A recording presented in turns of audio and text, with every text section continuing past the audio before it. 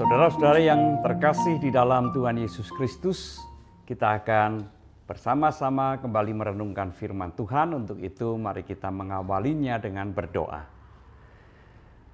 Kami akan membaca dan merenungkan firman-Mu ya Tuhan. Terima kasih untuk kesempatan yang indah ini. Biarlah firman-Mu boleh masuk di dalam hati, menguasai pikiran kami dan seluruh kehidupan kami. Di dalam Kristus kami berdoa. Amin.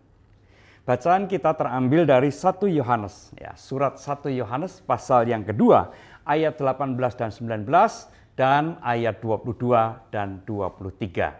Saya akan membacakan demikian. Anak-anakku, waktu ini adalah waktu yang terakhir. Dan seperti yang telah kamu dengar, seorang antikristus akan datang. Sekarang telah bangkit banyak antikristus. Itulah tandanya bahwa waktu ini benar-benar adalah waktu yang terakhir. Memang mereka berasal dari antara kita, tetapi mereka tidak sungguh-sungguh termasuk pada kita. Sebab jika mereka sungguh-sungguh termasuk pada kita, niscaya mereka tetap bersama-sama dengan kita. Tetapi hal itu terjadi supaya menjadi nyata bahwa tidak semua mereka sungguh-sungguh termasuk pada kita. Kemudian ayat yang ke-22, siapakah pendusta itu? Bukankah dia yang menyangkal bahwa Yesus adalah Kristus? Dia itulah adalah antikristus, yaitu dia yang menyangkal baik Bapa maupun anak. Sebab barang siapa menyangkal anak, ia juga tidak memiliki Bapa. Barang siapa mengaku anak, ia juga memiliki Bapa. Demikianlah firman Tuhan. Saudara-saudara yang terkasih dalam Tuhan Yesus Kristus, antikristus atau antikris menurut saya merupakan salah satu istilah di dalam kekristenan yang sudah sangat populer, sangat dikenal oleh orang-orang Kristen. Semuanya saya yakin pernah mendengar kata antikris itu. Bahkan ada waktu-waktu tertentu di mana istilah ini sering sekali dipergunakan. Segala sesuatu yang bertentangan dengan kekristenan itu dicap sebagai antikris. Sesuai yang saya kasihi, pada umumnya orang beranggapan atau memiliki pemahaman bahwa antikristus itu pastilah orang-orang yang menganiaya orang-orang Kristen. Atau orang yang melakukan penghinaan terhadap Kristus. Apakah pemahaman itu sepenuhnya betul? Nah, saudara-saudara yang terkasih, memang benar bahwa orang-orang yang menganiaya orang Kristen karena imannya itu layak untuk disebut antikris. Demikian juga oleh karena kebenciannya pada kekristenan, lalu kemudian melakukan penghinaan terhadap Kristus, itu juga adalah orang-orang yang bisa dinamakan atau disebut sebagai antikris. Tetapi saudara-saudara yang terkasih, nampaknya kita tidak bisa membatasi antikris itu sebagai orang-orang di luar kekristenan. Kenapa demikian? Kalau kita memperhatikan surat 1 Yohanes tadi, maka jelaslah bahwa ternyata antikris itu juga ada di lingkungan orang-orang Kristen sendiri. Sebagaimana yang dikatakan tadi pada ayat yang ke-19,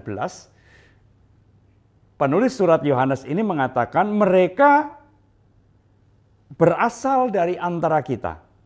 Tetapi mereka tidak sungguh-sungguh termasuk pada kita.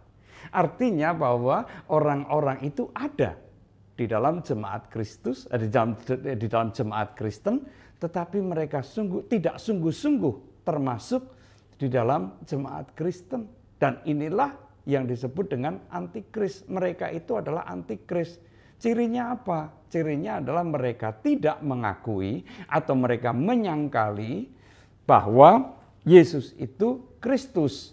Bahwa mereka menolak Bapa dan juga menolak anak. Nah, saudara-saudara yang terkasih di dalam Tuhan Yesus Kristus, memang nampaknya pada masa itu di jemaat mula-mula ada orang-orang tertentu yang tidak mengakui kemesiasan Tuhan Yesus. Barangkali mereka menganggap Yesus ya manusia biasa, tidak berbeda dengan kita. Dan orang-orang ini berusaha untuk mempengaruhi jemaat supaya mereka juga percaya pada pemahaman dan keyakinan mereka.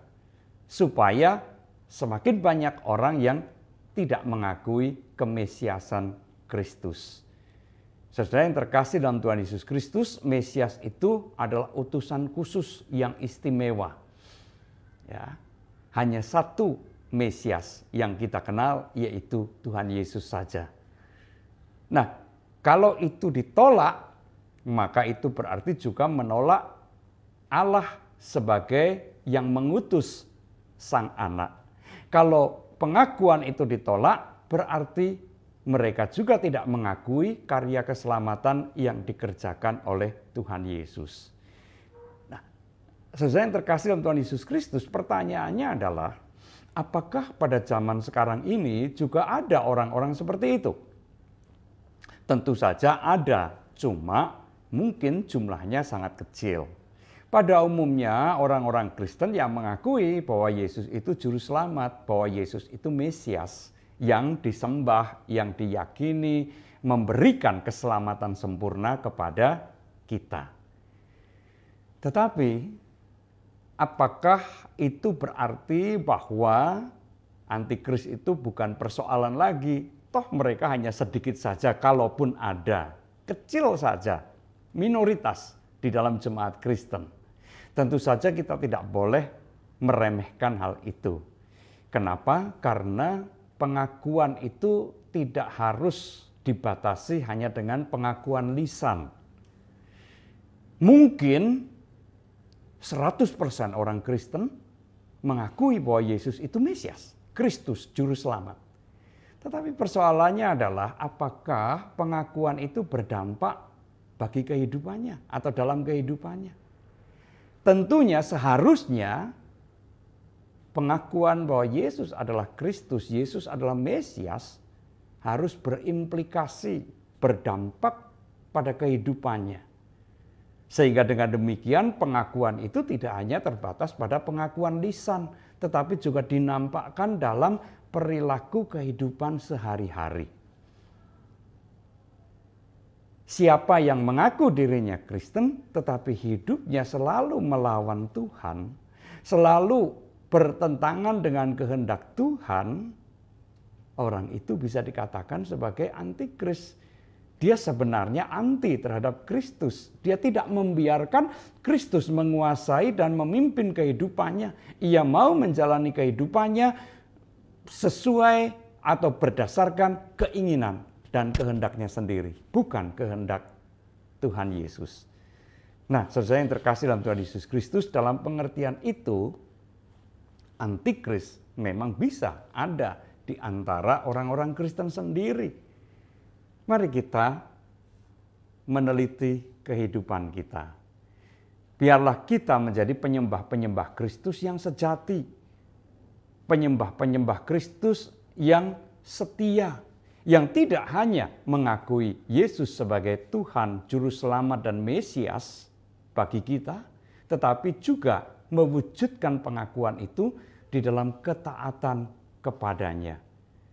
Perilaku, tindakan, cara kita hidup sesuai dengan apa yang Tuhan kehendaki.